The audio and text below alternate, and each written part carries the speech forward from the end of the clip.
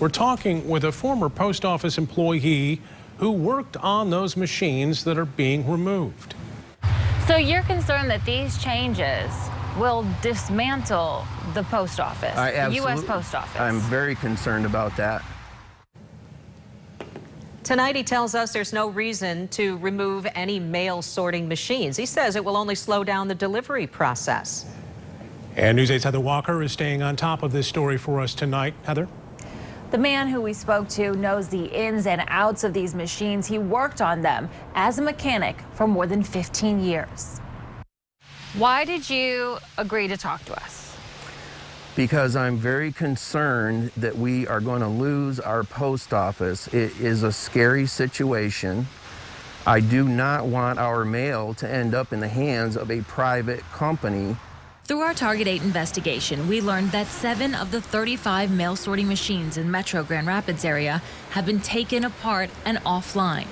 Losing those pieces of equipment, what does that mean? Okay, well, what that means is each machine, whether it's a facer canceller or a delivery barcode sorter, those machines run approximately 35 to 40,000 letters an hour. You take just a 10-hour day, that's 350,000 letters per machine. If you take out 2 machines, that's 700,000 letters that are not going to get sorted or canceled that shift. And so it continually backs up.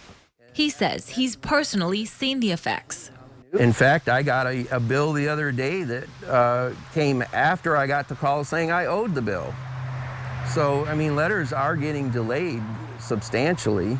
Straying away from the U.S. Post Office motto of neither snow nor rain or really anything else preventing them from delivering the mail on time. This is the whole purpose of the post office. You're supposed to get the mail there to the correct address and on time.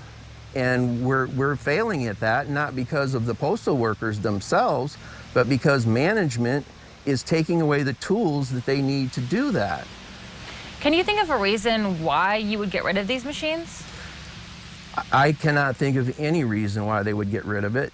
He says if a machine isn't needed during a slow time, it can be placed on idle mode to save money, then turned back on when needed.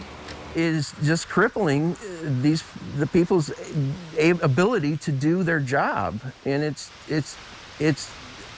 just mind-blowing. It's just mind-boggling. How are you going to make money by throwing away your machines? That makes no sense whatsoever. I also spoke with U.S. Senator Gary Peters today. Tomorrow, a hearing he called for will take place in Washington. The Postmaster General is set to testify.